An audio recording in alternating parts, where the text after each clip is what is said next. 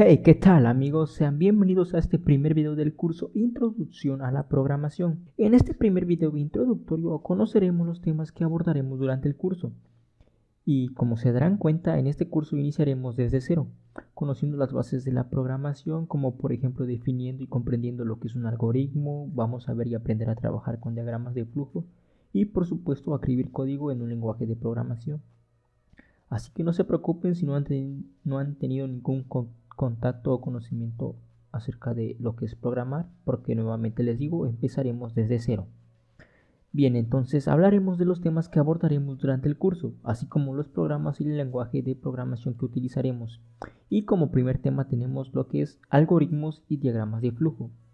Esta será nuestra primera parada y una de las más fundamentales porque conoceremos la definición y el proceso de creación de un algoritmo y del cómo éste influye en la correcta ejecución de un programa. Para ello nos auxiliaremos de los diagramas de flujo, que los diagramas de flujo son esquematizaciones gráficas de un algoritmo. Esto quiere decir que muestran gráficamente los pasos a seguir para poder desarrollar y llegar a la solución de un problema. Y les repito otra vez, esta parte es muy importante porque a partir de este se escribe el código del programa en un lenguaje de programación.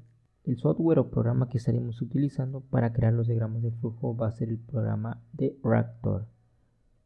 Más adelante en el curso les explicaré cómo descargarlo e iremos resolviendo ejercicios con ese software para ir desarrollando y mejorando nuestra lógica de programación.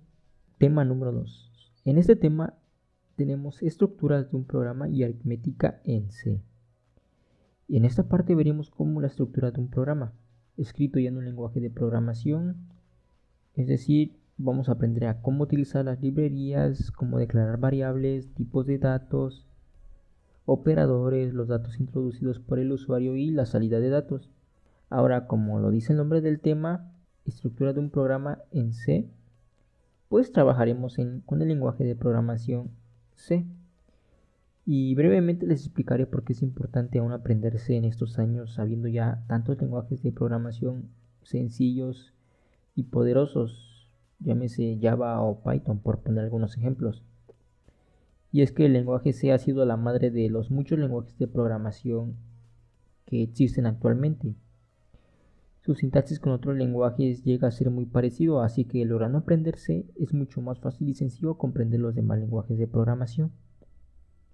Además de que es muy útil para comprender cómo funcionan las principales estructuras de datos y de cómo se accede a la memoria. En pocas palabras, C nos obliga a pensar más profundo sobre lo que realmente está pasando cuando estamos programando o ejecutando el programa. Posteriormente abordaremos estructuras de control selectivas. Estas son condiciones que le dirán a nuestro programa qué camino seguir dentro de muchas opciones para poder llegar a la solución. Las estructuras de control selectivas que analizaremos serán el if, else y el switch. Bien, ahora vamos con estructuras de control repetitivas. Con estas estructuras le estaremos ordenando a nuestro programa que ejecute una operación cierta cantidad de veces de manera automática. A este conjunto de instrucciones repetitivas reciben el nombre de ciclo, y los ciclos que vamos a abordar van a ser tres: el for, el while y el do while. Pasaremos con el tema número 5, que son las funciones. Las funciones son como un concepto de reducción de programas. Es decir, cuando tengamos que crear un programa tan extenso y complejo, lo conveniente es dividirlo en pequeños subprogramas que van a ser mucho más fácil solucionarlos. La solución de cada uno de estos subprogramas conlleva la solución del programa en general. Es básicamente el término tan famoso de divide y vencerás. Los subprogramas se pasan a llamar funciones. Esto nos facilitará la programación y sobre todo hará nuestro código más entendible y mucho más legible. Sobre todo si estamos trabajando, por ejemplo, en equipo.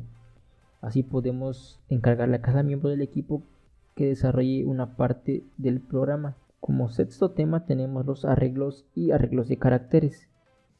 Acá estudiaremos y comprenderemos qué son los arreglos, cómo es que funcionan y del cómo estos tipos de datos nos ayudan a organizar la información de manera estructurada para representar sistemas del mundo real. Esta capacidad de los arreglos nos permiten hacer demasiadas operaciones a la vez, y esto lo estaremos viendo detenidamente cuando lleguemos a esta parte de arreglos. vamos a comprender mejor y analizar cómo es que funcionan y del por qué es muy importante aprender a manejar correctamente los arreglos. Como séptimo tema tenemos lo que es las estructuras o structs.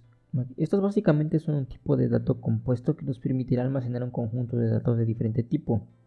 Sé que suena algo confuso porque no sabemos nada de lo que quiere decir tipo de datos, pero conforme vayamos avanzando vamos a ir comprendiendo lo que quiere decir esto. Como ejemplo rápido les podré decir que, supongamos, que vamos a una librería y observamos que los libros están clasificados según su categoría, sea ficción, cuentos de hadas, química, matemáticas, tecnología, etc.